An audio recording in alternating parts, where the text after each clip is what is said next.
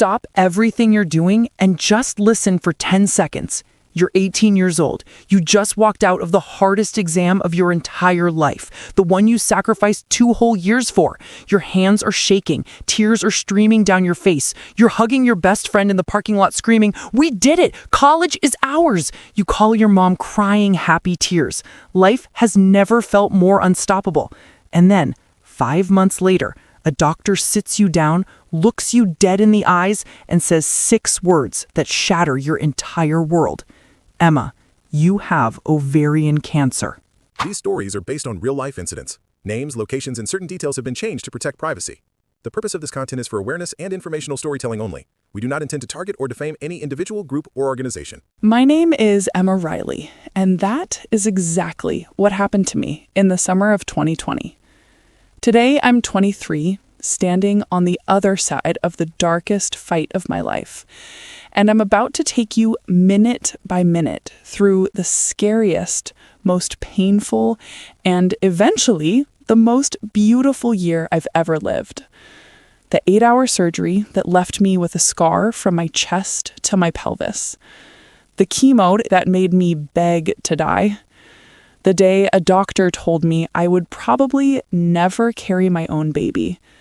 And the moment I decided cancer could take my body, but it would never take my future. If you are fighting anything right now, cancer, infertility, depression, hopelessness, grab something cozy, maybe a box of tissues, and stay with me for the next 15 minutes. Because this is not a story about losing. This is a story about winning in ways I never imagined. Let's go all the way back to the beginning. I grew up in a small town 30 minutes outside Nashville, Tennessee. Friday night football games under the lights, sweet tea on the porch, dirt roads, and a high school where everyone knew your name and your mama's name too. That was me, Emma Riley. Cheerleader, straight A student, youth group worship leader. The girl teachers pulled aside and said, "Emma, you're going to do big things one day." My entire universe revolved around one single thing, the National University Entrance Exam. One test, one score, one future. I studied from 6 in the morning until 2 a.m. every single day for 2 straight years. My bedroom walls were completely covered in color-coded flashcards. Coffee was my lifeblood. I turned down prom, parties, everything. My mom would slide peanut butter sandwiches under my door because I refused to lose even 5 minutes. I had it all planned out. Ace the exam, get into pre-med, become a pediatric oncologist, save little kids, get married, have 3 babies, live happily ever after. That was the script. May 2020 finally came. I walked out of that exam hall on cloud 9. I jumped into my best friend Madison's arms in the parking lot, and we screamed so loud people stared. I FaceTimed my mom, crying, "I did it, Mom! I'm going to college!" That night, I posted a picture on Instagram holding my broken pencil with the caption, "Future Dr. Emma Riley loading." It got over 600 likes. I went to bed thinking the hard part of my life was officially over. But for months leading up to that exam, my body had been trying to tell me something was wrong. I was constantly bloated, like I'd eaten an entire pizza even when I'd only had salad. My periods were horrific, heavy, painful, totally irregular. I would double over with random stabbing pains low in my belly that felt like someone was twisting a knife inside me. I brushed it off as stress. 18-year-olds don't get cancer, right? Wrong. June 2020. I'm sitting in a freezing oncology office downtown. My mom is squeezing my hand so hard her nails are digging into my skin. The doctor walks in with a thick folder and says the words I will never forget. "Emma, the ultrasound showed a large mass on your right ovary. The biopsy came back positive. You have stage 2 ovarian cancer. We need to schedule surgery immediately." I didn't scream. I didn't cry. I just went completely blank, like someone pressed pause on my soul. The only thing I managed to whisper was, "Am I going to die?" He said, "We caught it early. With aggressive surgery and chemotherapy, your prognosis is actually very good." Good. That word tasted like ash in my mouth. 2 weeks later, they wheeled me into the operating room for an 8-hour surgery. 8 full hours under anesthesia. They removed my entire right ovary, my right fallopian tube, part of my left ovary, dozens of lymph nodes, and scraped cancer cells off my intestines, off my bladder, off everything they could find. I woke up with a vertical scar that started under my chest bone and went all the way down past my belly button. It looked like someone had unzipped me and put me back together with a stapler. The physical pain was indescribable. Every breath felt like fire. I had drains coming out of my sides, a catheter, IVs in both arms, but the physical pain was nothing compared to the very first thing the surgeon told my parents when he came out of the OR. We had to remove most of her reproductive organs. Emma will very likely never be able to have biological children. That sentence hit me harder than the cancer diagnosis ever did. I was 18. I hadn't even had my first serious boyfriend. I already had baby names picked out. Harper for a girl, Hudson for a boy. I had secret Pinterest boards full of gray and white nurseries and tiny knitted booties. And in one conversation, every single one of those dreams turned to dust. Family and friends flooded my hospital room with balloons and "You're so strong" and "You're alive, that's what matters." I wanted to scream at every single one of them. Alive but unable to be a mom? How is that living?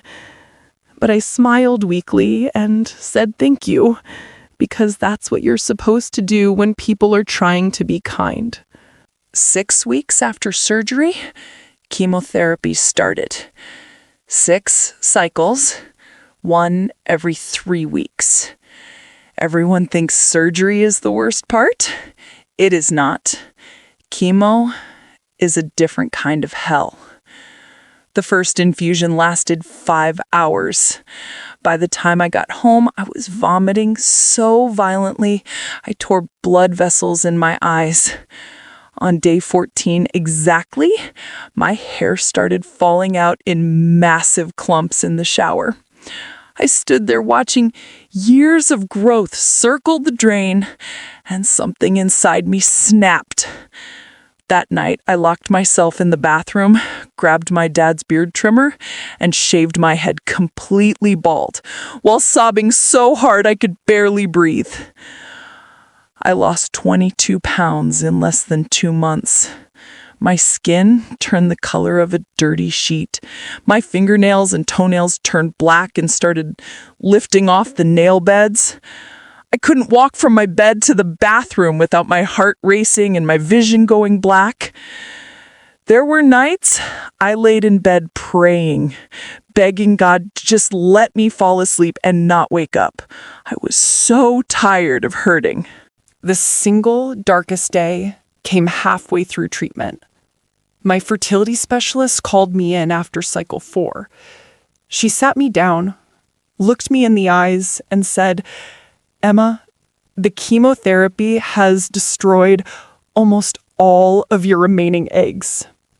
Even if a few survive, premature ovarian failure is almost guaranteed. Natural pregnancy is extremely unlikely. I'm so sorry." I was sitting there completely bald, 98 pounds, drowning in an XXL hoodie because nothing else fit, and I lost it. I slid off the chair onto the cold tile floor and screamed until my throat was raw. My mom held me while I cried. All I ever wanted was to be a mom. That's all I wanted. For weeks after that appointment, I barely spoke. I barely ate. I laid in bed staring at the ceiling fan thinking, what is the point of surviving if everything that made life worth living is gone? Then, one random Tuesday morning, everything changed. I was scrolling on my phone, barely alive, and I stumbled across a video of a girl my age who had survived leukemia. She was dancing at her wedding, holding her adopted little boy, smiling bigger than I thought was possible. Her caption said, "Cancer tried to write my ending. I decided I get to hold the pen." Something inside my chest cracked open, not with pain this time, but with light. I looked at my mom with tears streaming down my face and said, "I'm not finished. I'm not letting this disease steal my joy too." That was the day I stopped surviving and started fighting to live. I started ridiculously small. 1 bite of toast, then 2, forcing myself to drink a full bottle of water, walking to the mailbox and back without sitting down, putting on a cute beanie and going to Target with my little sister just to prove to myself I could still do normal things. Every tiny win felt like climbing a mountain, but I kept climbing. December 2020. I walked into that cancer center for my very last chemo infusion. When it was over, I got to ring the victory bell.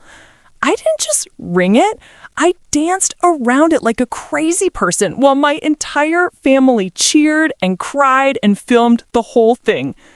That video still lives on my mom's phone, and I watch it whenever I need proof that warriors really do exist, because that girl in the video is me. 2021 through 2025 has been nothing but reconstruction. Physical therapy 3 times a week to learn how to walk without pain again. Eyebrow microblading because chemo eyebrows are a myth. Wigs turned into cute headscarves, turned into a sassy pixie cut, turned into long, healthy hair that I can finally put in a ponytail again. The deepest reconstruction was my heart and my dreams. I started seeing a therapist who specialized in young adult cancer survivors. I joined private Facebook groups full of hundreds of women just like me, women who understood the unique grief of losing fertility at 18, 19, 20 years old. I learned about egg donation, about surrogacy, about embryo adoption, about regular adoption, about foster care. I learned that being a mom is not a biological title. It is a love title. Cancer could take my ovaries, but it could never take my mother heart. Fast forward to right now, November 2025. I am 23 years old. I graduated college with honors last year. Yes, I still became that pediatric oncologist. I now work in the exact same oncology ward where I was treated, and every day I get to hold the hands of scared little kids and tell them, I've been exactly where you are. And look at me now. I have an incredible fiance named Jackson, who tells me every single night that whether our babies come from my body, a donor egg, a surrogate, or adoption papers, he cannot wait to be their daddy with me. We're getting married next summer. My scar has faded to a thin silver line. I have 3 tattoos covering my old chemo port scars, a tiny peach ribbon for ovarian cancer, a semicolon for mental health, and the words, "Nevertheless, she persisted," on my own handwriting. Every single morning when my alarm goes off, I smile at the ceiling and whisper, "Good morning, second life." Because that is truly what this feels like. A whole second life. Colors are brighter. Music hits different. Hugs last 10 seconds longer. Every birthday feels like I cheated death and got away with it.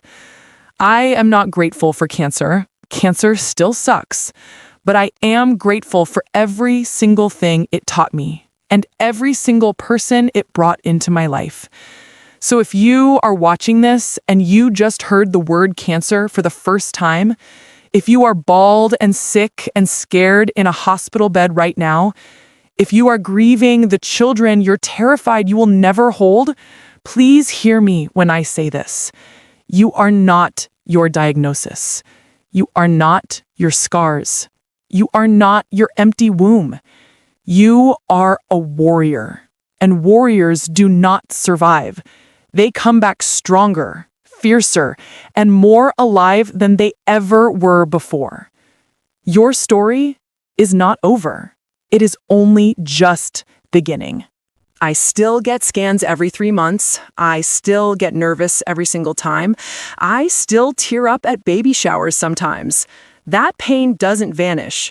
But I made a promise to 18-year-old Emma, the terrified girl lying in that hospital bed, thinking her life was over. I promised her I would live big enough, love hard enough, and dream loud enough for both of us. And that is exactly what I'm doing every single day. So, thank you, Cancer. Thank you for teaching me how fragile and how precious life is. Thank you for the unbreakable empathy I now carry for every patient I treat. Thank you for the survivor sisters who became family. Thank you for my second life, the one I am living right now, louder, bolder, and more grateful than I ever thought possible. If this video gave even one person hope today, then every tear, every needle, every lost hair was worth it. Drop a heart in the comments if you're fighting too. Let's remind each other we are never alone. Share this with someone who needs it, because somewhere out there, a girl is sitting in a hospital bed thinking it's the end, and I need her to know it's only the beginning. I'm Emma Riley, 23-year-old ovarian cancer survivor, pediatric oncologist, and living proof that when life tries to close the book, you get to rip out the last page and write a whole new chapter. Thank you from the bottom of my heart for letting me share my second life with you. See you in the next one. You've got this. I believe in you.